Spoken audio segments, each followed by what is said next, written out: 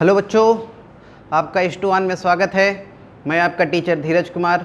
मैंने अपना BTech NIT Srinagar से किया है और अब तक 25,000 बच्चों को पढ़ा चुका हूँ। लगभग 15 सालों से मैं पढ़ा रहा हूँ। बहुत सारे मेरे बच्चे इस समय IIT से या NIT से बीटेक कंप्लीट कर चुके हैं या बीटेक कर रहे हैं। अगली बारी है आपकी। आज आपको हम लोग मैथमेटिक्स शुरू करते हैं। एंजॉय करिए। Thank you. हम लोग पिछले लेक्चर में सेंटर्स ऑफ ट्रायंगल के विषय में देख रहे थे ना। कुछ सेंटर्स के बारे में हम लोग देखे थे, जैसे सेंट्रॉयड देखे थे, इन सेंटर निकालना सीखे थे। आज उसके आगे हम लोग करेंगे सरकम सेंटर, आर्थो सेंटर निकालना। ठीक है सर। तो सरकम centre of triangle, circumcentre क्या होता है किसी भी ट्रायंगल का? सबसे बेसिक डिफिनीशन इसका होता है, it is the point of intersection of perpendicular bisector of the sides. It is the basic definition of circumcenter. What is the circumcenter? Circumcenter is point of intersection of perpendicular bisectors of the sides. ठीक है। या इसका अगर दूसरा definition देखें तो अगर एक सर्कल ट्रायंगल के तीनों वर्टिसेस से पास हो, क्या बोले हैं, एक सर्कल ट्रायंगल के तीनों वर्टिसेस से पास हो तो उस सर्कल के सेंटर को सरकम सेंटर बोलते हैं। जैसे देखिए, इसका पहला डिफिनीशन अगर लिखा जाए तो एक ट्रायंगल अगर ABC है, AB साइड का परपेंडिकुलर बाइसेक्टर, BC साइड का परपेंडिकुलर बाइसेक्टर और CA साइड का परपेंडिकुलर बाइसेक्टर ड्रॉ करेंगे। तीनों जिस पॉइंट पे मिलेंगे, पॉइंट ऑफ इंटरसेक्शन, इस पॉइंट को बोलते हैं सरकम सेंटर।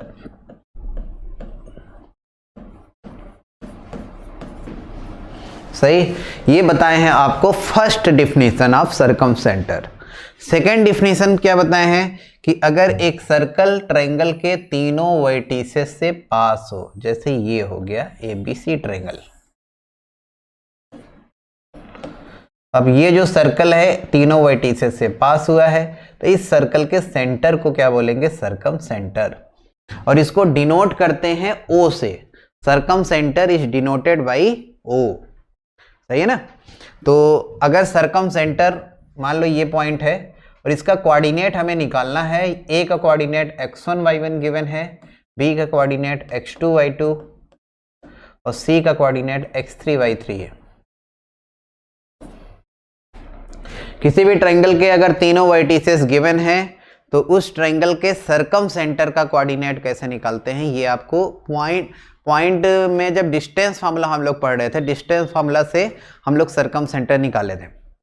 सरकम सेंटर निकालने का एक फार्मूला होता है, लेकिन उसको हम लोग कभी यूज नहीं करेंगे।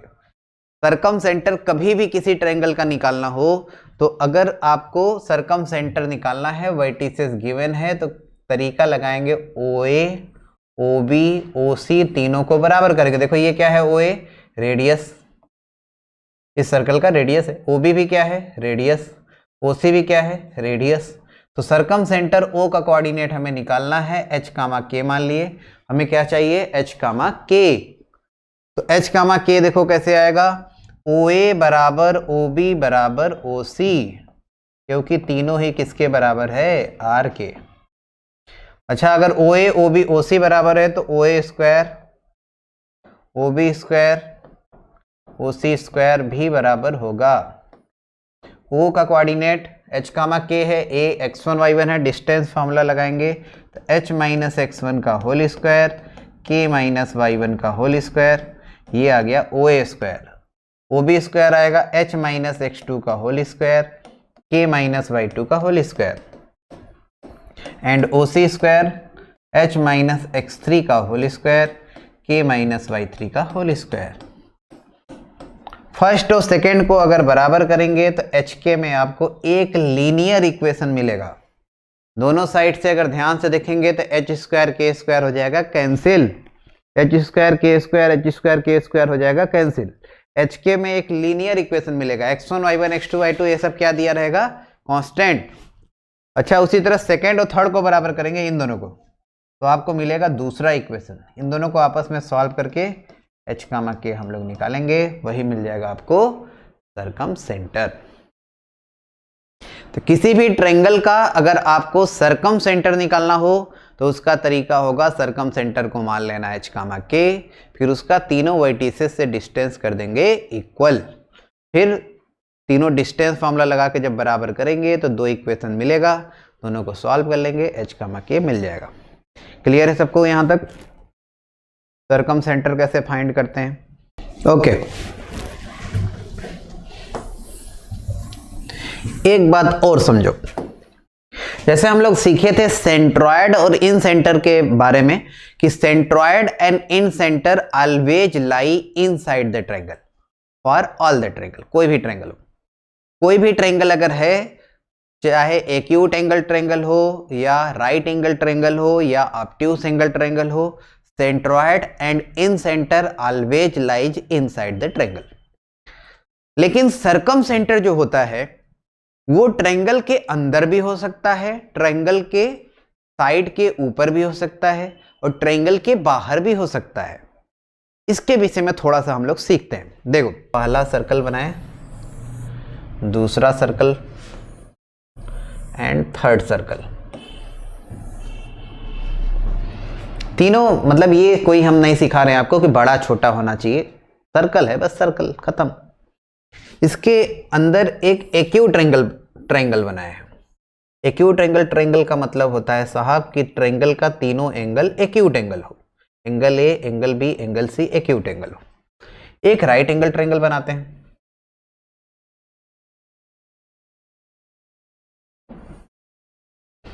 और एक ऑब्ट्यूस एंगल ट्रायंगल बनाते हैं।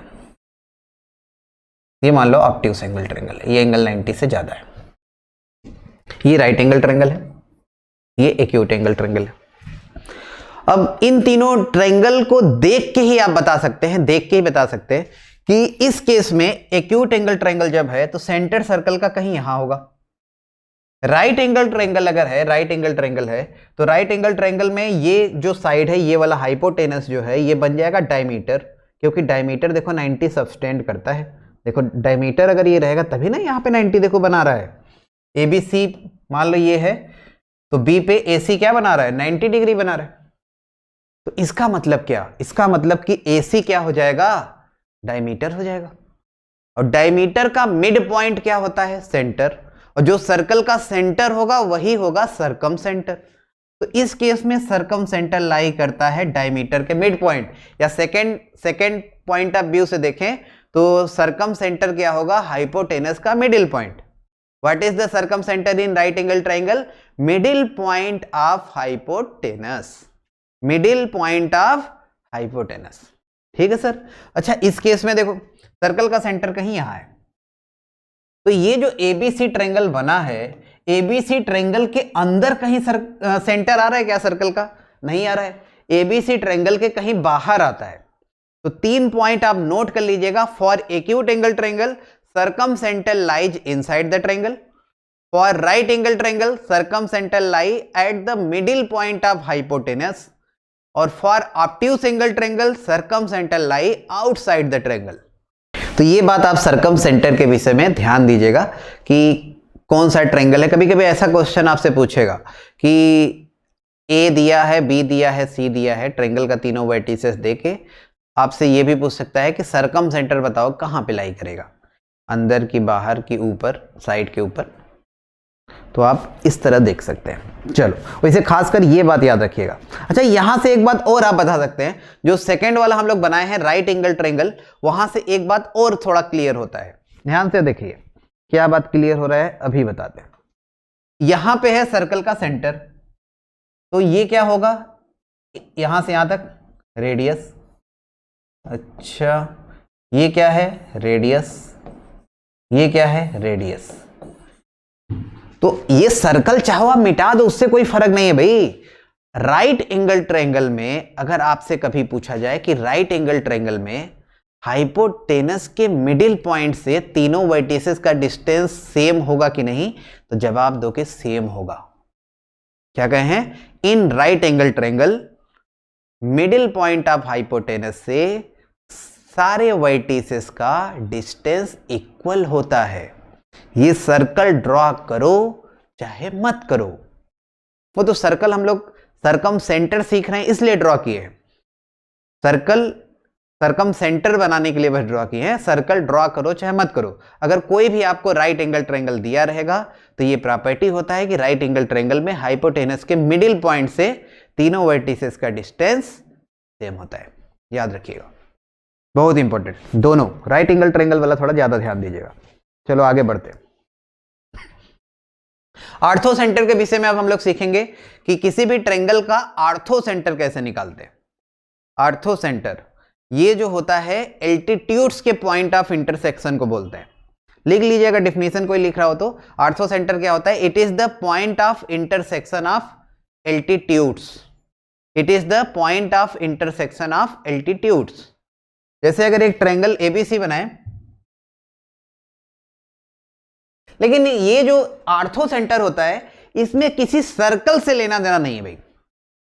जैसे हम लोग इन सेंटर पढ़े थे उसमें एक सर्कल से रिलेट किए थे कि अगर ट्रायंगल के तीनों साइड को टच करता हुआ अंदर अगर कोई सर्कल ड्रॉ करें तो उस सर्कल के सेंटर को इन सेंटर बोलते हैं।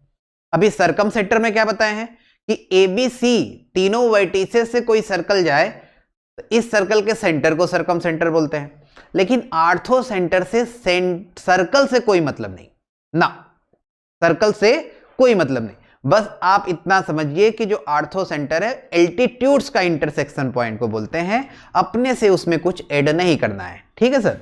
तो अगर एक ट्रायंगल एबीसी बनाए, ए से परपेंडिकुलर ड्रॉप करेंगे बीसी पे, बी से परपेंडिकुलर ड्रॉप एसी पे और सी से परपेंडिकुलर ड्रॉप एबी पे। तो ये देखिए एल्टीट्यूड्स, दूसरा एल्टीट्यूड नाम चलो डाल दिए एल्टीट्यूड का एडी, बी और सीएफ। तो तीनों एल्टीट्यूड का जो ये पॉइंट ऑफ इंटरसेक्शन है इसी का नाम होता है आर्थो सेंटर। इसी का नाम क्या होता है? Ortho centre. इसको डिनोट करते हैं एच से। Ortho centre is denoted by H.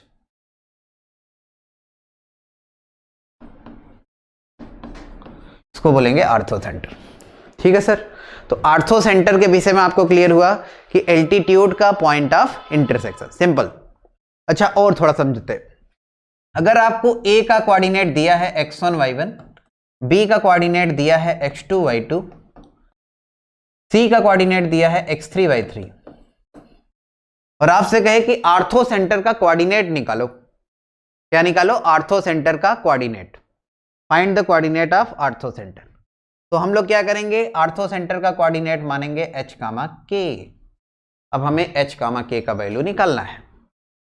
अच्छा, सबको ये बात पता होगा कि दो लाइन अगर परपेंडिकुलर है तो दो लाइन अगर परपेंडिकुलर होते हैं तो उसके दोनों लाइन के स्लोप का प्रोडक्ट -1 होता है। सबको पता है कि नहीं? पहले ये बात लिखें कि अगर दो लाइन परपेंडिकुलर हैं तो दोनों लाइन के स्लोप का प्रोडक्ट -1 होता है। तो 9, 10 से ही पढ़ते आ रहे हैं हम लोग। सबको पता है ना कि दो लाइन अगर परपेंडिकुलर है तो दो लाइन के स्लोप का प्रोडक्ट -1 होता है। अच्छा, ये बात भी सबको पता होना चाहिए कि अगर दो लाइन के ऊपर, मतलब अगर दो पॉइंट पता है किसी लाइन के ऊपर, अगर एक लाइन अगर मान लो आपको गिवन है, उस पे आपको दो पॉइंट पता है x1 y1 x2 y2, तो लाइन का स्लोप सब लोग निकालने आता है। स्लोप समझते हो कि नहीं? अगर कोई लाइन x एक्सिस से एंटी क्लॉकवाइज में, x एक्सिस के पॉजिटिव डायरेक्शन से एंटी क्लॉकवाइज में थीटा एंगल बनाता है तो tan थीटा उस लाइन का स्लोप कहलाता है। What is the slope? सबको पता है। ओके, देन अगर कोई लाइन पर आपको दो point x1 y1 x2 y2 given है तो स्लोप कैसे फाइंड करते हैं? y2 minus y1 upon x2 minus x1 is equal to slope, या इसी को क्या बोलते हैं? tan theta. चलो तो आगे अब हम लोग आसानी से आर्थो सेंटर निकाल सकते हैं अगर इतने बात पता है तो। ये बताइए, AH लाइन को देखना ध्यान से।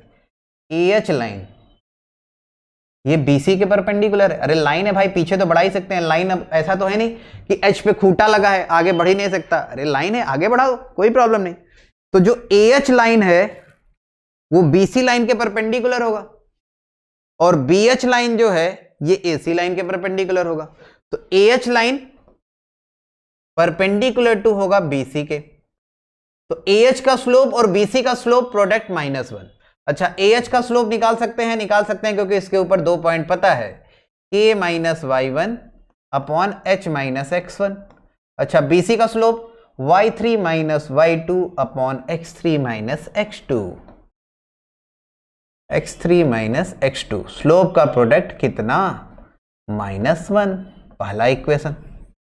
ये x1 y1 x2 y2 x3 y3 सब आपको कांस्टेंट गिवन है, ये hk में आपको एक इक्वेशन मिल जाएगा, ठीक है बच्चों।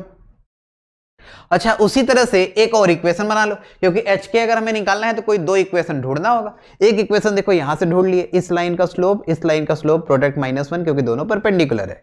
सेम उसी तरह देखो BH line perpendicular to AC line है, देखो BH पीछे बढ़ा सकते हैं, परपेंडिकुलर टू AC।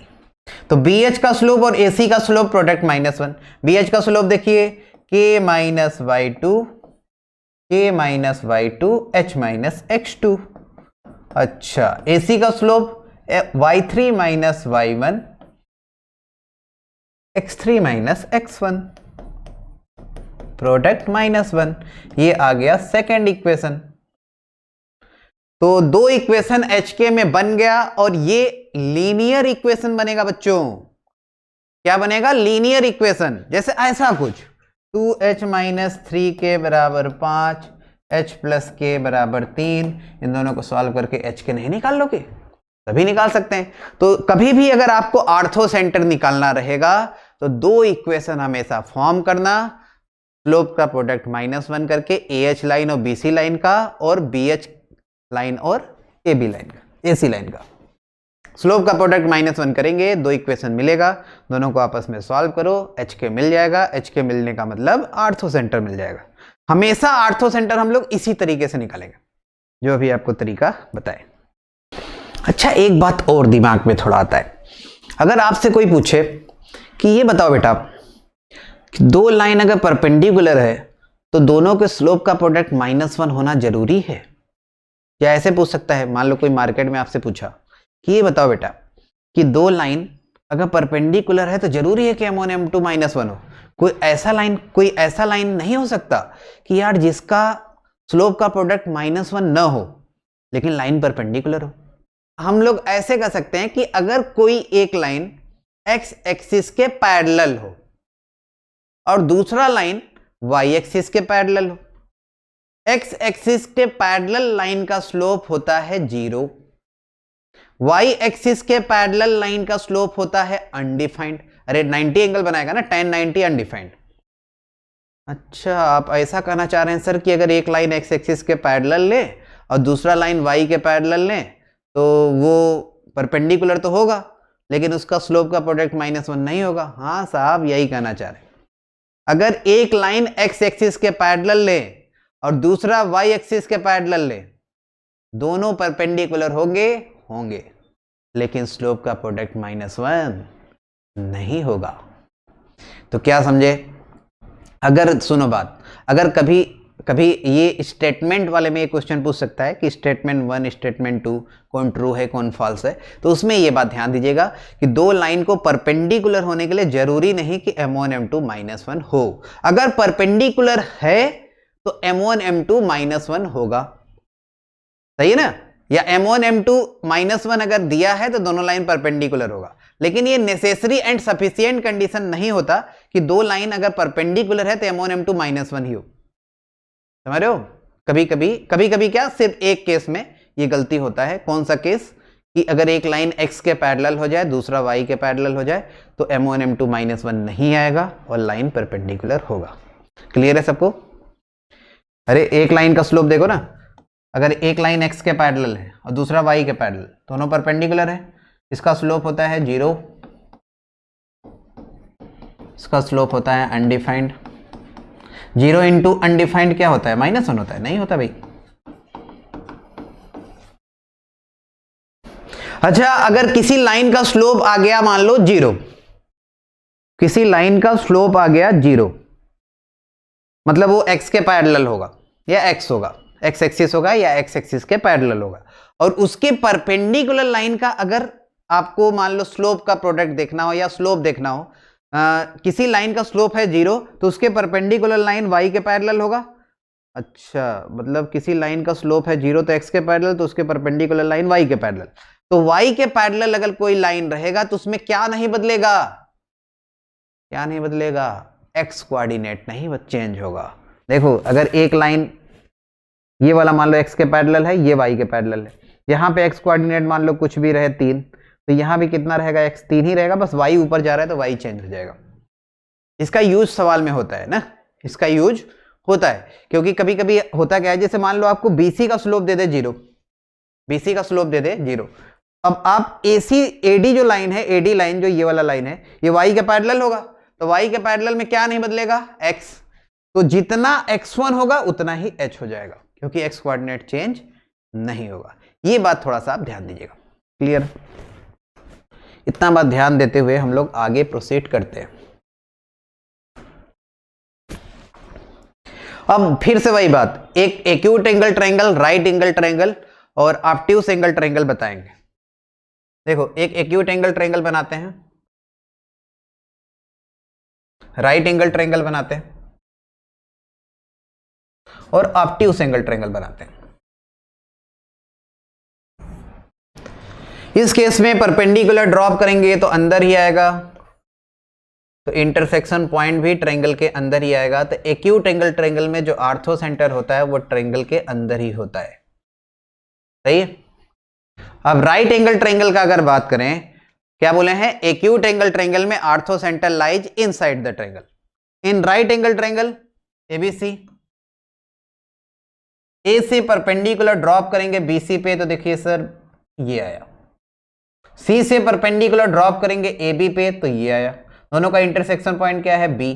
तो इस केस में आर्थो सेंटर राइट एंगल वाले वर्टेक्स पे लाई करता है। क्या बोले हैं, इन right angle triangle ortho centre lie at the vertex. समझ रहे हो ना, अगर एक्यूट एंगल ट्रायंगल है तो आर्थो सेंटर इनसाइड होगा, और राइट एंगल ट्रायंगल है तो ortho centre lie at the vertex. कौन से वर्टेक्स पे, जिस पे 90 डिग्री बन रहा होगा, बी वाले पे। क्लियर है बच्चों? अब देखिए इसमें देखो एबीसी ट्रायंगल है। अब बताइए अगर इसको पीछे बढ़ाते हैं थोड़ा सा, ए से परपेंडिकुलर ड्रॉप करेंगे, ये आया।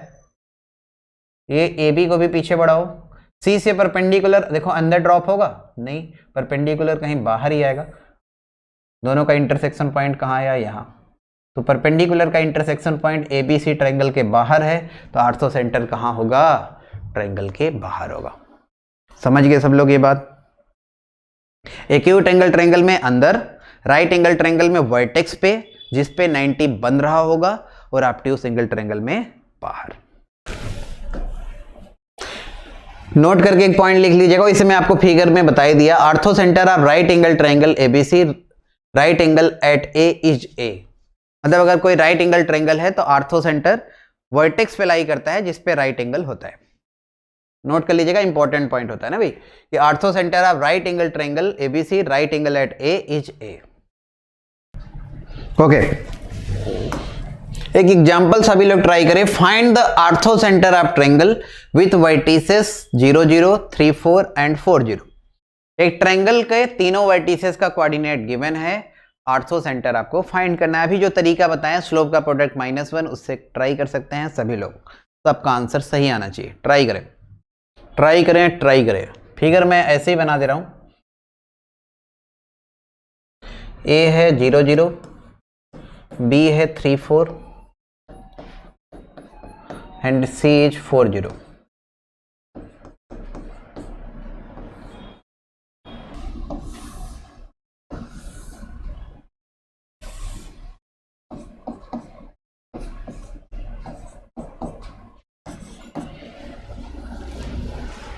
बहुत ही आसान है, बहुत ही आसान। देखो आर्थो सेंटर का कोऑर्डिनेट निकालना है, इसको माने h, k, पहला स्टेप। इसके बाद अभी हम लोग सीखे क्या है कि AH लाइन का स्लोप और BC लाइन का स्लोप प्रोडक्ट करेंगे -1। AH लाइन का स्लोप देखिए, 2 पॉइंट पता है, स्लोप निकालने आता है k -0 h -0 k/h। BC line का स्लोप देखो 4 -0 3 -4 y2 - y1 upon x2 - x1। तो 4 -0 3 -4 इज इक्वल टू -1। तो यहां से h बराबर आपको मिल गया 4k, पहला इक्वेशन।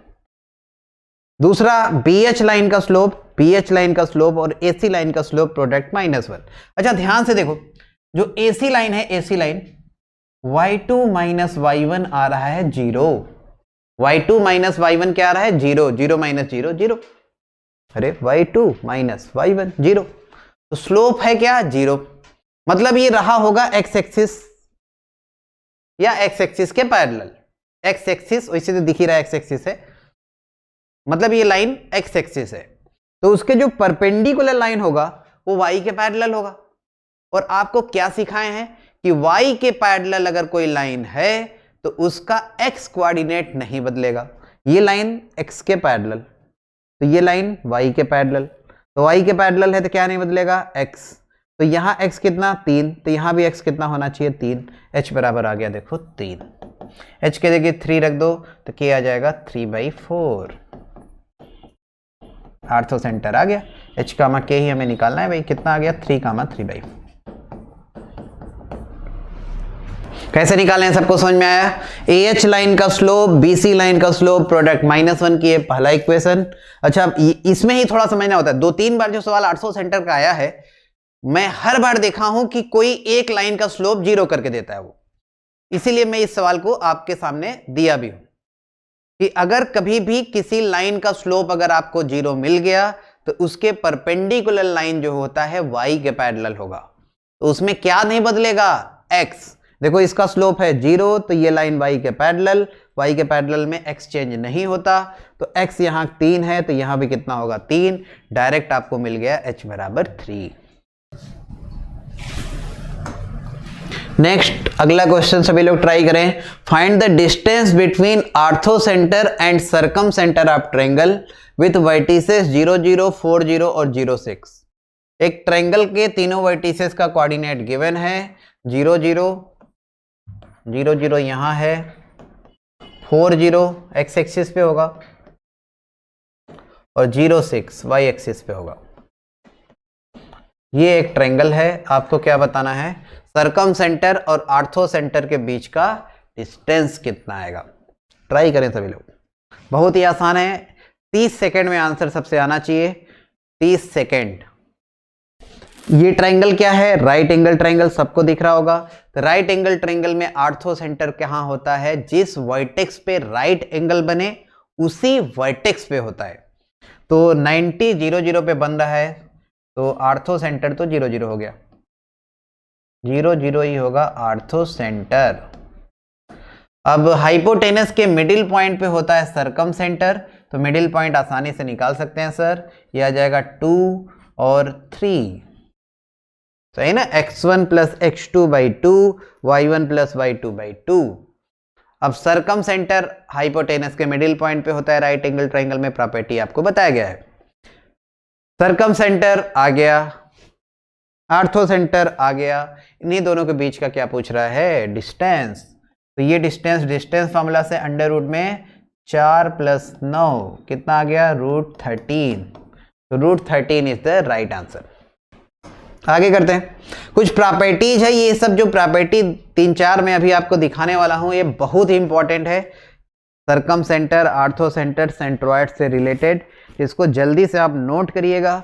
और मैं बता भी देता हूं है क्या, सेंट्रॉयड, आर्थो सेंटर, सेंट्रॉयड और सर्कम सेंटर हमेशा कोलिनियर होते हैं।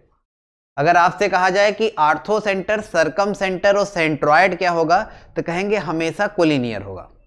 कोलिनियर मतलब तीनों हमेशा सेम स्ट्रेट लाइन पे लाई करेगा, ठीक।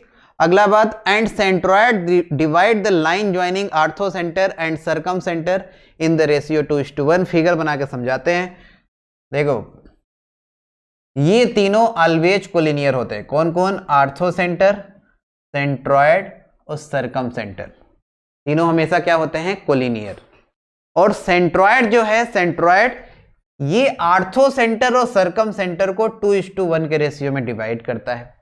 सेंट्रॉयड क्या करता है, आर्थो सेंटर और सर्कम सेंटर को 2:1 के रेशियो में डिवाइड करता है, ठीक है सर। तो इसमें ये रेशियो से और ये कोलिनियर है, ये पता होने से आपको फायदा जानते हो क्या होगा, फायदा ये होगा जैसे मान लो कभी आपको निकालना रहे सर्कम सेंटर, नहीं मन है, हमारा मन नहीं, हम सर्कम सेंटर नहीं निकालेंगे, तो एक तरीका क्या हो सकता है कि यार सेंट्रॉयड अगर निकाल लें और आर्थो सेंटर निकाल लें। सेंट्रॉयड आर्थो सेंटर अगर आ गया तो तीनों में से कोई भी दो पता होगा तो तीसरा सेक्शन फॉर्मूला से निकाल लेंगे, तीसरा सेक्शन फॉर्मूला से निकाल लेंगे हम लोग, क्योंकि हम जानते हैं कि तीनों को लीनियर होता है और रेशियो भी पता है 2:1। समझ रहे हो? तो ये बहुत इंपॉर्टेंट है कि आपको कोई दो पता रहेगा तो तीसरा सेक्शन फॉर्मूला से हम लोग आसानी से निकाल सकते हैं। अच्छा, एक बहुत इंपॉर्टेंट रिजल्ट ये होता है कि कभी अगर सरकम सेंटर आपको 0,0 गिवन है, सरकम सेंटर अगर कभी 0,0 दिया है, सही ना, और सेंट्रॉयड तो सबको पता है, सेंट्रॉयड क्या होता है, x1 plus x2 plus x3/3। Triangle का वर्टिसेस हम लोग वही मान रहे हैं, x1 y1 x2 y2 x3/3। तो सेंट्रॉयड ये आता है x1 plus x2 plus x3/3 y1 plus y2 plus y3/3। और आपको मान लो आर्थो सेंटर निकालना हो, क्या निकालना हो, आर्थो सेंटर। चलो मान लिया कि आर्थो सेंटर है h, k। अब सेक्शन फॉर्मूला लगा के हम लोग g का कोऑर्डिनेट लिखेंगे और g का कोऑर्डिनेट पता है तो दोनों को इक्वेट करके h, k निकाल सकते हैं। चलो देखो सेक्शन फॉर्मूला लगा रहे हैं, 2 इंटू 0 1 इंटू h अपॉन 2 + 1 3। किसका कोऑर्डिनेट लिख रहे हैं, सेंट्रॉयड का। फिर से देखो 2 इंटू 0 1 इंटू h अपॉन 2 + 1 3। अगला इसी तरह k/3 आएगा, तो h/3 k/3 ये इसके बराबर है। कंपेयर कर दो h/3 बराबर इतना, तो h बराबर आपको मिलेगा x1 plus x2 plus x3 और k बराबर आएगा y1 plus y2 plus y3। क्या सीखे, क्या सीखे, पहला बात ये सीखे कि centroid orthocentre circumcentre collinear होता है। दूसरा बात क्या सीखे कि सेंट्रॉयड आर्थो सेंटर और सरकम सेंटर को 2:1 में डिवाइड करता है। 2 भाग किधर होता है, आर्थो सेंटर की ओर, 1 भाग किधर होता है, सरकम सेंटर की ओर। तीसरा पॉइंट आप ये सीखे हैं कि अगर कभी भी सरकम सेंटर 0,0 गिवन है, आर्थो सेंटर निकालना हो तो तीनों वर्टिसेस का सम हो। जैसे अगर आपको एग्जाम्पल से समझो ज्यादा क्लियर होगा। जैसे मान लो सर आपको ए वर्टिसेस दिया है cos θ1 sin θ1, बी वर्टेक्स है cos θ2 sin θ2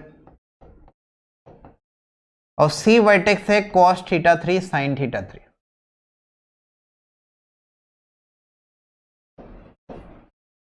ट्रायंगल का तीनों वर्टिसेस आपको गिवन है, cos θ1 sin θ1, cos θ2 sin θ2, cos θ3 sin θ3। और आपसे कहे कि इस ट्रायंगल का आर्थो सेंटर निकालो, तो जो पहले वाला मेथड बताया था ना कि स्लोप का प्रोडक्ट -1, उससे करेंगे तब तो बहुत ही भयंकर हो जाएगा और फिर सॉल्व करना मुश्किल ही नहीं नामुमकिन टाइप का हो जाएगा। उसके लिए फिर शक्तिमान को आना पड़ेगा सॉल्व करने के लिए। अगर आपको सॉल्व करना है तो अब इस ट्रिक से करेंगे जो अभी आपको सिखाए हैं। ध्यान से देखिए, तो तीनों वर्टिसेस का 0,0 से डिस्टेंस आ रहा है सेम। ये डिस्टेंस देखो कितना आ रहा है, √ cos square θ1 plus sin square θ1 1। ये भी चेक करो 1, ये भी चेक करो 1। ये सरकम सेंटर 0,0 नहीं दिया था, हम लोग अपने से पहचाने हैं। सरकम सेंटर क्या होता है, सरकम सेंटर उस पॉइंट को बोलते हैं जहां से तीनों वर्टिसेस का डिस्टेंस सेम रहे। तो ऑब्जर्वेशन से ये पता चल रहा है कि 0,0 से तीनों वर्टिसेस का डिस्टेंस 1 आ रहा है। इसका मतलब इस ट्रायंगल का जो सरकम सेंटर होगा वो 0,0 हो गया और निकालना क्या था, आर्थो सेंटर। तो अभी सिखाए हैं कि सरकम सेंटर अगर 0,0 गिवन रहे या 0,0 आप अपने से कहीं फाइंड कर पा रहे हैं तो आर्थो सेंटर निकालना हो तो आर्थो सेंटर होता है तीनों वर्टिसेस का सम। तो तीनों को जोड़ो, बस आंसर देखो, cos θ1 plus cos θ2 plus cos θ3 comma sin θ1 plus sin θ2 plus sin θ3। ये इस ट्रायंगल का आर्थो सेंटर होगा। समझ गए सब लोग इस प्रॉपर्टी का यूज। कभी कभी जानते हो अपने से पहचानना होता है कि सरकम सेंटर 0,0 है। जैसे एक एग्जांपल और आपको दिखा दें, अगर मान लो इधर लिखते हैं, एक ट्रायंगल है जिसका वर्टिसेस है मान लो 2, 3, ये वाला है √13 0 और ये वर्टेक्स है 0 √13। ध्यान से देखिए, इस ट्रायंगल का भी 0,0 से डिस्टेंस सेम आ रहा है। 0 0 से डिस्टेंस सेम आ रहा है। देखो इसका कितना 0 0 से डिस्टेंस है √13, इसका कितना है √13, इसका कितना है √13। तो इस ट्रायंगल का भी अगर आपसे आर्थो सेंटर पूछे तो आंसर क्या बताओगे, 2 + √13 + 0, 3 + 0 + √13। खत्म सवाल। सरकम सेंटर का डिफिनीशन क्या होता है, सरकम सेंटर अगर एक सर्कल ड्रॉ करें तीनों वर्टिसेस से होके जाए तो उस सर्कल के सेंटर को सरकम सेंटर कहते हैं। या सेकंड पॉइंट ऑफ व्यू से देखें तो सरकम सेंटर उस पॉइंट को बोलते हैं जहां से तीनों वर्टिसेस का डिस्टेंस सेम रहे। तो ये ऑब्जर्वेशन से पता करें मेरे लाल, ऑब्जर्वेशन से कि अगर सरकम सेंटर अगर यहाँ पे 0 0 अगर है, 0 0 से डिस्टेंस सेम आ रहा है, ये कब ऐसा मतलब ये मतलब पहली बार में अगर आपको स्ट्राइक नहीं करता, इसीलिए तो इसको लिखे हैं कि आगे अगर कभी आपको cos थीटा sin थीटा जैसा अगर पॉइंट दिखे, cos थीटा sin थीटा जैसा, तुरंत दिमाग में स्ट्राइक करना चाहिए कि यार कहीं 0 0 तो सरकम सेंटर नहीं है। 0 0 से एक बार तीनों का डिस्टेंस तुरंत चेक किया करो। इसका डिस्टेंस भी देखो 1 आ रहा है, इसका भी 1 आ रहा है, इसका भी 1 आ रहा है, इसका मतलब इस ट्रायंगल का सरकम सेंटर 0 0 हो जाएगा। सरकम सेंटर वो पॉइंट होता है जहां से तीनों वर्टिसेस का डिस्टेंस सेम रहे। ये आपको समझने के लिए बस बताए हैं कि आगे कभी अगर कोई सवाल आप करें, ऐसा कभी भी पॉइंट दिखे a cos theta a sin theta जैसा, a cos theta a sin theta जैसा, a की जगह कुछ भी हो सकता है, जैसे यहाँ a की जगह 1 है, कुछ नहीं मतलब 1 है, तो तुरंत दिमाग में जाना चाहिए कि यार इस सर्कल का सेंटर 0 0 होगा। ओके नेक्स्ट, ये पॉइंट वही है जो अभी लिखवाए हैं कि अगर ट्रायंगल का तीनों वर्टिसेस आपको गिवन है, सरकम सेंटर 0 0 है, तो आर्थो सेंटर तीनों का सम होता है। जल्दी से आप इसको नोट करना चाहे नोट भी कर सकते हैं। जो अभी पॉइंट आपको बताए हैं वही यहाँ लिखा है नोट में कि अगर ट्रायंगल के वर्टिसेस ये तीनों गिवन रहेगा तो सरकम सेंटर अगर 0 0 है तो आर्थो सेंटर तीनों का सम हो जाएगा, x1 + x2 + x3, y1 + y2 + y3। Note करिए जल्दी से, इसको नोट हो गया होगा।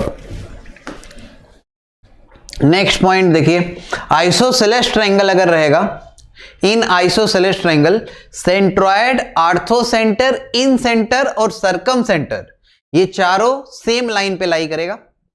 और अगर इक्विलैटरल ट्रायंगल रहेगा तो चारों सेम पॉइंट पे होगा, मतलब चारों कोइंसाइड करेगा। इसको भी आप नोट कर लीजिएगा कि अभी देखो ये जो पॉइंट बताए हैं आपको कि आर्थो सेंटर, सेंट्रॉयड और सरकम सेंटर हमेशा कोलिनियर होता है। कब होता है? हमेशा, चाहे जो ट्रायंगल हो, acute angle, obtuse angle, right angle, कोई भी ट्रायंगल, सरकम सेंटर, आर्थो सेंटर और सेंट्रॉयड आर ऑलवेज कोलिनियर। ठीक, अब अगर आइसोसेलेस ट्रायंगल रहेगा तो इन सेंटर भी सेम लाइन पे आ जाता है। और अगर इक्विलैटरल ट्रायंगल हो गया तो फिर चारों पॉइंट कोइंसाइड कर जाता है, मतलब चारों पॉइंट सेम हो जाता है। समझ गए क्या बोले हैं? आइसोसेलेस, देखो ये तीनों पॉइंट तो हमेशा कोलिनियर होता है, और आइसोसेलेस ट्रायंगल रहेगा तो इन सेंटर भी उसी लाइन पे आ जाएगा जिस पे ये तीनों रहेगा। और अगर इक्विलैटरल ट्रायंगल रहेगा तो फिर चारों सेंटर जो होता है वो सेम होता है। कभी अगर मान लो इक्विलैटरल ट्रायंगल आपको मिल गया, इक्विलैटरल ट्रायंगल सब लोग समझते हैं कि तीनों साइड का लंबाई बराबर रहेगा, और उस केस में आपसे अगर आर्थो सेंटर निकलवाना चाह रहा है सवाल वाला, क्या निकलवाना चाह रहा है? Ortho centre. तो आप आर्थो सेंटर मत निकालो। क्यों निकालोगे भाई? हम लोग सेंट्रॉयड निकालेंगे, क्योंकि आर्थो सेंटर और सेंट्रॉयड सेम होता है। या किसी का श्रद्धा है इन सेंटर निकाल सकते हैं, इन सेंटर और सेंट्रॉयड सेम होते हैं। क्लियर है? नेक्स्ट, अब आगे हम लोग नेक्स्ट टॉपिक देखेंगे, लोकस एंड इट्स इक्वेशन। बहुत ही इंपॉर्टेंट, पूरा कोऑर्डिनेट ज्योमेट्री, मान के चलो 40% तो लोकस वाले ही सवाल रहेंगे, और जो एग्जाम में आता है उसमें भी 40% लोकस वाले ही सवाल आते हैं। तो ये लोकस क्या होता है और इसका इक्वेशन कैसे फाइंड करेंगे, इसके विषय में अब हम लोग समझेंगे। ठीक है सर? तो इसके लिए देखिए, लोगों के दिमाग में अलग अलग तरह की धारणाएं होती है, लेकिन आपको एकदम क्लियर कर देते हैं कि लोकस का मतलब होता आखिर क्या है। अगर देखो कोई मूविंग पॉइंट अगर है, लोकस सबसे पहले एक मूविंग पॉइंट का निकालते हैं।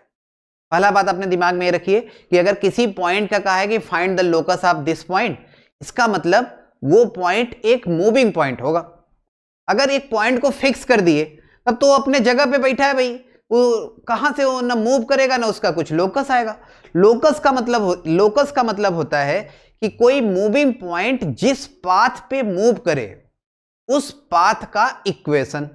लोकस मतलब क्या होता है, कोई मूविंग पॉइंट जिस पाथ पे मूव करे उस पाथ का इक्वेशन, ये लोकस होता है।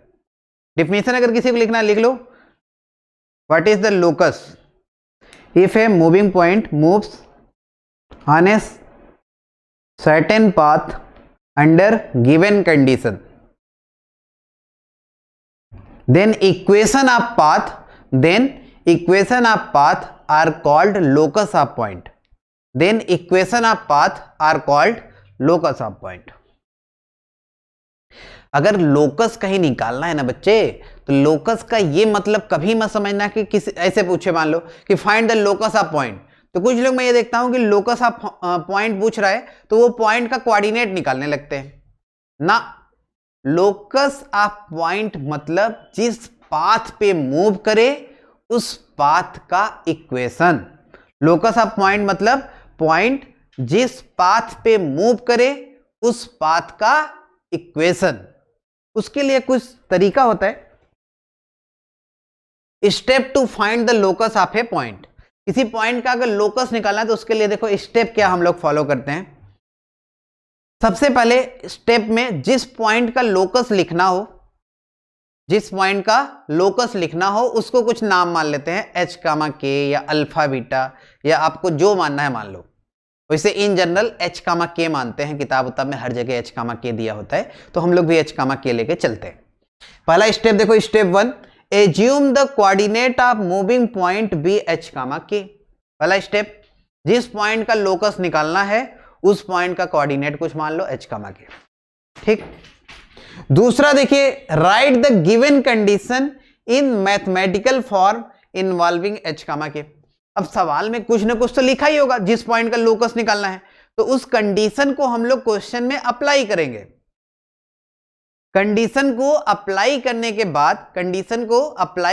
बाद जो भी मैथमेटिकल इक्वेशन बनेगा उसको हम लोग लिख लेंगे, ठीक है ना भाई।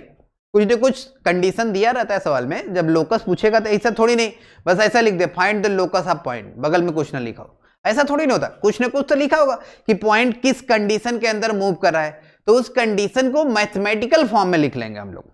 तो दूसरा स्टेप देखिए क्या फॉलो करेंगे, write the given condition in mathematical form involving H comma K, ठीक। दूसरा पॉइंट हो गया। तीसरा पॉइंट क्या होता है, एलिमिनेट द वेरिएबल। कभी होता क्या है, सवाल वाला खुद ही देगा कि ये वेरिएबल है, अगर खुद ही दे रहा है तब तो आपको पता है कि यार ये वेरिएबल है। और कभी कभी होता क्या है ना कि सवाल वाला नहीं देता कि ये वेरिएबल है, आप अपने से कुछ एज्यूम करेंगे। जैसे कहीं अगर सवाल आपको सॉल्व करना है तो किसी पॉइंट का कोऑर्डिनेट आपको अपने से एज्यूम करना है, या कुछ वेरिएबल आप अपने से एज्यूम कर रहे हैं, तो उसके टर्म में तो आंसर बताएंगे नहीं। जो वेरिएबल आप मानेंगे, आप कुछ मान रहे हैं तो उसके टर्म में आंसर बताएंगे नहीं, तो उसको क्या करना होता है, एलिमिनेट करना होता है, हटाना होता है। रिप्लेस, अगर कभी भी आपको एच के और कांस्टेंट में रिलेशन मिल गया मतलब आपका लोकस आ गया। लास्ट में क्या करते हैं, एच के जगह एक्स रख देते हैं, के जगह वाई, तो जो इक्वेशन मिलेगा वही कहलाएगा लोकस ऑफ पॉइंट।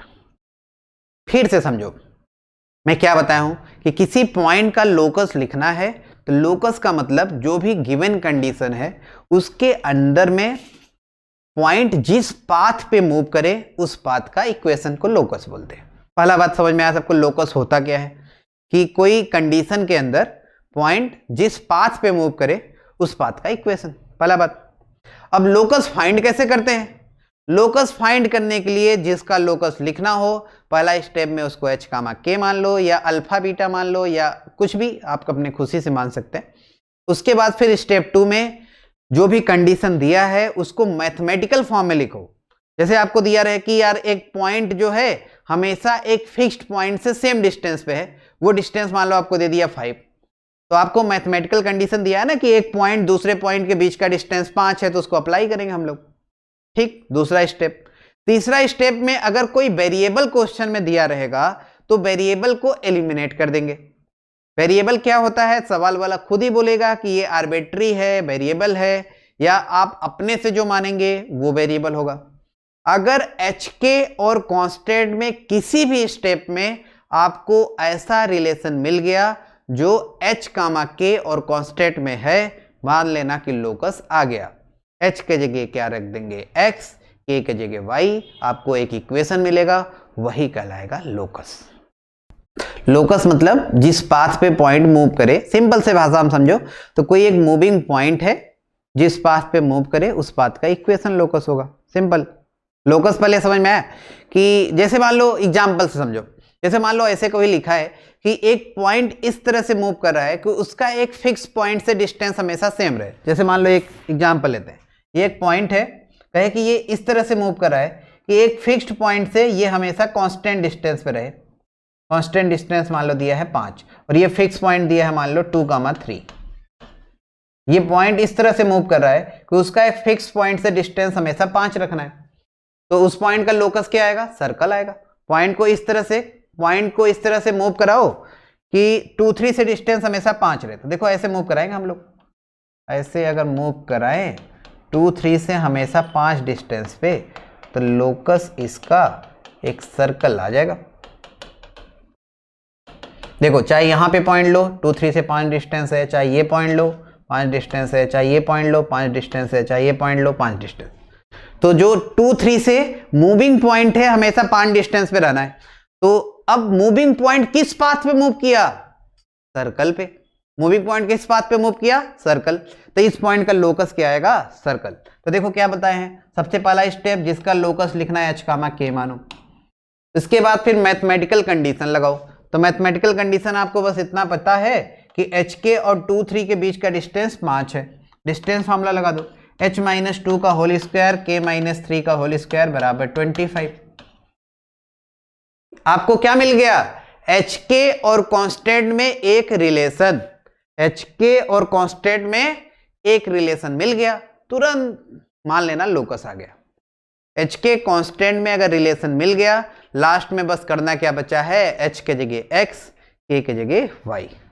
तो ये x - 2 का होल स्क्वायर, y - 3 का whole square is equal to 25। It is the locus of point. देखो इसमें इस सवाल में जो अभी हम लोग एग्जांपल बता रहे थे, एक मूविंग पॉइंट था, मतलब ये मूविंग पॉइंट नहीं लिखा था, बस ऐसे कहा था कि उस पॉइंट का लोकस बताओ जो 2,3 से हमेशा 5 डिस्टेंस पर रहे। तो अगर मान लो कोई सोचे कि यार 2,3 से 5 डिस्टेंस पर है, अगर पॉइंट को इधर इधर इधर कहीं ऐसे मूव करा देंगे तो डिस्टेंस हमेशा सेम रहेगा, नहीं रहेगा भाई। 2,3 से हमेशा 5 डिस्टेंस तभी पॉसिबल है जब पॉइंट को राउंड में घुमाएं, राउंड मतलब सर्कल पे, तो लोकस क्या आएगा, सर्कल आएगा। चलो एक और एग्जांपल लेते हैं, एक और समझो, उसको हटाते हैं। जैसे मान लो आपको ऐसे लिखा है, क्वेश्चन में नहीं बोल रहा हूं, मतलब मैं लैंग्वेज ही ऐसे बता दे रहा हूं कि देखिए है क्या, चल क्या रहा है। मान लो ऐसे कहीं लिखा है कि कोई पॉइंट इस तरह से मूव कर रहा है, कहे कि एक मूविंग पॉइंट है वो इस तरह से मूव कर रहा है कि उसका दो फिक्स्ड पॉइंट से डिस्टेंस हमेशा सेम रहे। तुम कहे कि उस पॉइंट का लोकस बताओ, क्या आप कहें एक बार फिर से कि आपको बताना है कि उस पॉइंट का लोकस बताओ जिसका दो फिक्स पॉइंट से डिस्टेंस हमेशा सेम रहे। तो जैसे कहा क्या रहा है, देखो दो फिक्स्ड पॉइंट है, जैसे मान लीजिए दो फिक्स्ड पॉइंट है 1,2 और 3,7, कुछ भी मान सकते हैं, 3,7 मान लिए, सही, 1,2 3,7। अब क्या कर रहा है कि उस पॉइंट का लोकस बताओ जो इन दोनों पॉइंट से सेम डिस्टेंस पे रहे। तो देखो हम लोग को एक पॉइंट को इस तरह से मूव कराना है कि इन दोनों पॉइंट से हमेशा सेम डिस्टेंस पे रहे। तो देखो पॉइंट जैसे मान लो ये है मूविंग पॉइंट, ये डिस्टेंस रखना है सेम। अब पॉइंट को तुम मूव करा के यहां पहुंचा दिए, अभी भी देखो सेम डिस्टेंस है। पॉइंट को मूव करा के यहां पहुंचा दिए, अभी भी सेम डिस्टेंस है। पॉइंट को मूव करा के यहां पहुंचा दिए, अभी भी सेम डिस्टेंस है। पॉइंट को मूव करा के यहां पहुंचा दिए, अभी भी सेम डिस्टेंस है।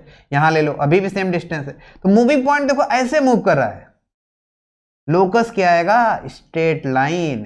स्ट्रेट लाइन, ये कौन सा स्ट्रेट लाइन होगा, परपेंडिकुलर बाइसेक्टर। कि अगर दोनों को ज्वाइन करने वाला जो लाइन है इसके परपेंडिकुलर बाइसेक्टर पे मूव कराएंगे तो हमेशा डिस्टेंस क्या रहेगा, सेम रहेगा। अच्छा, परपेंडिकुलर बाइसेक्टर का अगर इक्वेशन लिखना है ना, मतलब कोई कहे कि लोकस सर बताइए आएगा क्या, मतलब उसका इक्वेशन क्या आएगा, तो पहला स्टेप जिसका लोकस लिखना है h कामा k मानो, पहला स्टेप देखो हो गया, जिसका लोकस लिखना है h कामा k। इसके बाद जो कंडीशन दिया उसको अप्लाई करो। तो कंडीशन दिया है कि दोनों से इक्वल डिस्टेंस पे रहना है, तो डिस्टेंस फॉर्मूला लगा के बराबर कर दिए, h-1 का होल स्क्वायर k-2 का होल स्क्वायर बराबर h-3 का होल स्क्वायर k-7 का होल स्क्वायर। बस आ गया लोकस। कभी भी h के और कांस्टेंट में रिलेशन मिल गया मतलब लोकस आ गया। h के जगह x रख दो, k के जगह y। इक्वेशन इलिप्स का नहीं बनेगा बच्चे, लाइन आएगा, देखो ना h square k square cut जाएगा, तो ये h के में एक लीनियर इक्वेशन मिलेगा। लीनियर इक्वेशन मतलब लाइन। इसका एग्जाम्पल कुछ हम लोग नेक्स्ट क्लास में उठाएंगे। जितना आज बताए हैं थोड़ा किताब से भी आप लोकस के विषय में पढ़ के आइएगा, पढ़ के थोड़ा आइएगा कि होता क्या है और लोकस निकालते कैसे है ना। फिर इसका कुछ एग्जाम्पल हम लोग कल उठाएंगे। एग्जाम्पल इसका ट्राई करते हुए फिर हम लोग आगे बढ़ेंगे। Thank you. On is to on, study is always on. Concepts के बेहतर रियलाइजेशन के लिए इज टू ऑन पर बने रहिए।